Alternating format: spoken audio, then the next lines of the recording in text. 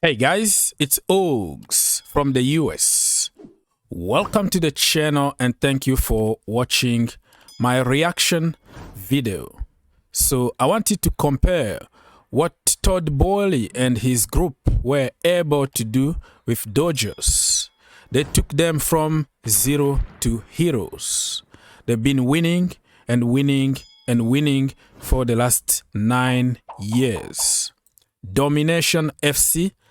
And just to give you some hope, Chelsea fans out there, because Americans don't have a good reputation when it comes to buying clubs overseas. Apparently, they go there just to make money and they don't spend money. And I will show you that Todd Boehly and his people understand to make money, you have to spend money. And I wanted to react to a video made by a brother. I'm gonna leave the link to his channel in the description down below so you can click and watch the entire video.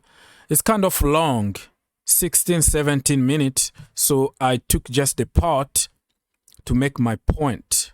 So let's go and see what the brother was able to say.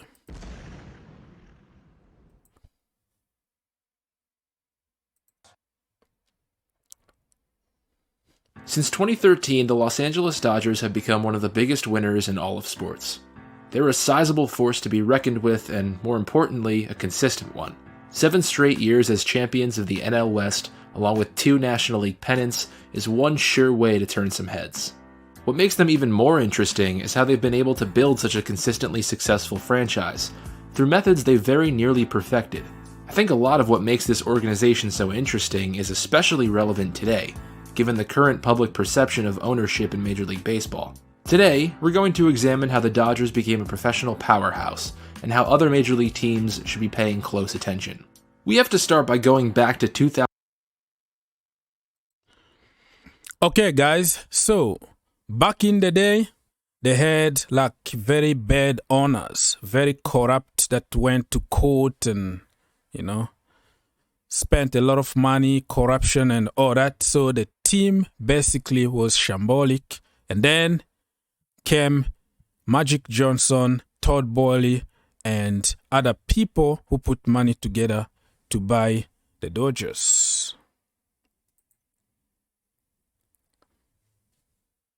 We're not here to gouge the fans just because we paid a nice sum for the franchise. We're going to pour money into the team and the fan experience. We're here to win. We don't want the fans to think just because we wrote a big check we're going to stop now. We're out here to win and we want to win for the fans. I don't want that question like now we're short on money or something. That's not the case. I want everybody to understand I came here to win. It's a new day in Dodger Town here. Of course, it's just a commonly used PR tactic for owners to say these kinds of things. If Bob Nutting can say it, it's really not that interesting. But what differentiates the average owner and those of the Dodgers are that they then chose to put their money and their strategic initiative where their mouth was. Okay, guys, so, when an owner, an American owner, comes to England, for example, to buy a club, they're going to promise you the world. They're going to do this and that. And sometimes you don't believe them because they don't do it often. But what Todd Boehly and his people were able to do with the Dodgers, nobody believed them. Back then, it was like, it's the same old PR people. They come here to make money. They're not going to do anything. But guess what? They put the money where their word were. The opening day payroll for the 2012 Dodgers under Frank McCourt was around $95 million. The opening day payroll for the 2013 Dodgers under new ownership was over $216 million. Okay, so as you can tell, the previous regime had a payroll of $95 million, right? And then when Boehly took over, more than double of the money they were paying to, players and employees and everybody. Like they double the money just to tell you that they are putting the money where their word is. Ownership didn't even wait for the offseason to get started to throw some green at the team. 2 months after they took over, they re-signed All-Star Andre Ethier to a 5-year extension, and then only a few weeks later signed international talent Yaciel Puig to... Yeah, quickly here, when they took over, they gave extensions to the best players, right? You know, we're going to keep you here. So they might just come and do the same for Reece James, Mason Mount, and all the value that we have in the team, tie them to a longer contract, give them good money. That is exactly what they did when they took over at Dodgers. A 7-year contract. By the time August rolled around, I guess they got bored, so they decided to screw around and completed the largest trade in franchise history, acquiring Josh Beckett, Adrian Gonzalez, and Carl Crawford from the Boston Red Sox, while taking on almost $250 million in salary in the process. Okay, so they are not going to only give Reece James and Mason Mount and other players a long contract, but they can also go to other teams and get their best players and pay them very good money. Don't be even surprised if they go there, get Mo Salah, who is looking for money. Brother, we give you money, you come to Chelsea. So not only developing youngsters, but they can also spend a lot of money on big names. These moves didn't net them a playoff berth in 2012, but if you were a Dodger fan at this point, you were pretty excited to see what would come in the offseason heading into 2013. Looking back now, that first offseason under new ownership was a success in terms of player acquisition, but even more importantly, setting the tone for the future of the franchise. Not only did they give Zach Greinke the largest contract for a starting pitcher in history at this point, but they also acquired guys like Hyun-Jin Ryu, JP Howell, and Skip Schumacher, who would each go on to have really solid 2013 seasons. As of today, though, it's unconfirmed whether or not they wanted to one-up the Angels after they signed Jason Vargas that same winter. This financial powerhouse would continue to spend money over the years, even dethroning the New York Yankees in 2014 as the team with the highest payroll for the first time since '98. We could talk about money forever, but if you were to look at the projected 2020 Dodgers, a large majority of their starting players are guys who were either signed to minor league deals or guys that were drafted by the Dodgers and developed in the minor leagues of that same organization. So now, we have to talk about the most interesting aspect of the new and improved Los Angeles Dodgers: player development. There we go, guys. So that is the point that many people at Chelsea Football Club are not gonna agree, but they focus a lot on player development, and they're gonna get players from lower leagues, okay, even League One or even the Championship. They have a very good scouting department, computer data people, a lot of intelligent people put together to find those hidden gems, okay, and develop them to the next level. But at Chelsea Football Club, we are used to buying big names and win right now. It's going to be a long process for people to understand. Most people who watch sports know exactly how the draft is structured, giving lesser-off teams a better chance at a brighter future by letting them draft players first. That's not even mentioning the newer treats given to low-revenue baseball teams like competitive balance picks. Being as consistently successful as the Dodgers have been has meant that they've drafted no earlier than the 18th pick since their dominant run started.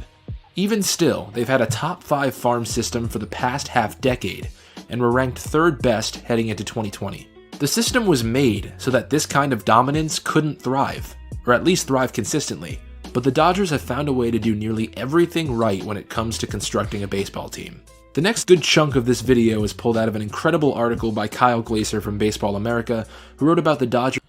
Okay, guys, so for people who are not in the US and who don't understand what the draft is, it's a system that was built to allow the lower teams to be also successful. So you don't have one team always dominating every year.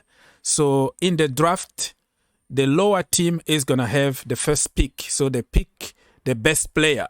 Okay, and then you go down, down, down, down. So since the Dodgers been winning and winning, they don't even have a chance to have a good pick in the draft. They're going to choose the lower one. But because of that, they continue to train. They continue to develop their own players just to be successful, even better than people who picked like, you know, who had like the first pick or the second pick in the draft. I don't even know if that makes sense to certain people. And the complex science that is player development. The team's main resource and advantage is money. It allows for the proper funding up and down, from hiring the best coaches and trainers, to constructing the best facilities, to providing the best player nutrition, and without that, or at least without the willingness to spend, it would be nearly impossible to replicate this machine. Baseball player development is a step-by-step process. This isn't like the NFL or NBA where you can pop a player in the microwave like popcorn for 2 minutes and they're ready to go. MLB players are like actual corn that require tender love and care as you help them grow in the farm system. The first step boils down to hiring the right employees to help develop that talent. The Dodgers are one of only 2 major league teams to rank in the top 7 for number of scouts, both professional and amateur, and for the number of employees in player development, positions like coaches, analysts, and such. All right, people. So that is very important part of their strategy. Hire the right people to do the job. Like, they have the most amount of scout, the most quality coaches in the country. They hire the top of the top. So at Chelsea Football Club, you already have Thomas Tuchel, and then they're going to hire also the best of the best in the business. The scouting department, I am very sure that they're going to get out of the way. He's going to bring the best of the best so they can detect those young talent. Once they hire the right people, those people are themselves developed and trained properly to fit into the organization. The Dodgers heavily analyze the employees they're going to hire to heavily analyze future employees, to a much greater extent than most, if not all, franchises. This organization takes its process very seriously, and they understand that it takes an investment of not only capital, but time in order to generate this kind of consistent success in a sport that really doesn't see it very often. Now, acquiring the actual players begins with scouting, and the Dodgers scouting department has taken an interesting approach when scouting out position players. They don't look for power-hitting behemoths, but above all else, focus on plate discipline and contact ability, believing that power is a tool that a hitter can develop later on. Put it to you this way: is it easier to teach someone to hit a baseball or to hit a baseball hard than to the machine that is the Los Angeles Dodgers organization? Let's sum up what makes them such a force to be reckoned with. They have an incredibly talented roster at the major league level, one of the best, if not the best, on paper. If for whatever reason someone needs to be replaced, they have an incredibly talented and depth-filled minor league system that can fill in at the major league level, and have talented minor league replacements to fill in for the fill-ins. Their scouting and player development are so good that they can then continue to find talent to fill that minor league system as players move off the assembly line to the majors. And their owners are still willing to spend money to acquire major league ready talent, and have such a deep farm system that they can make big trades with these prospects to acquire major league talent as well. This system leaves nothing up to chance and does everything it can to cover its bases and grants the best possible chance that it can put a winning product on the field at any point in time. That's what an organization should do, and it's what all teams should be doing, even those that don't have the financials that the Dodgers do. All right, people. So, to conclude this video, I don't want it to be very long. They got money. They got the power of the money. They got the most intelligent people working for them in every department. The scouting, the coaches, the culture around the club is win, win, win. You spend money to make more money.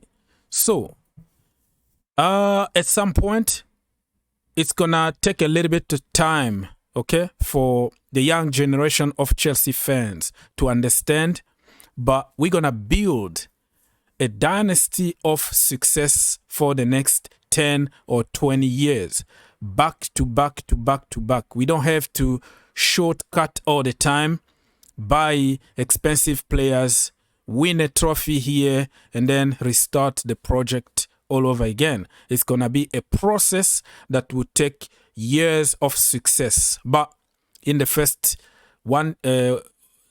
year or the second years, we might have to struggle a little bit before we get to that level of success back to back to back to back. So it's going to be a little bit different than Abramovich, but in terms of spending money, it's going to be almost the same. The difference is this time we are investing money for the future to get a longer success over time. Be patient, my friend. Give Todd Boehly a chance. Give Thomas Tuchel a chance, and you will see the fruit of their hard work in few seasons from now.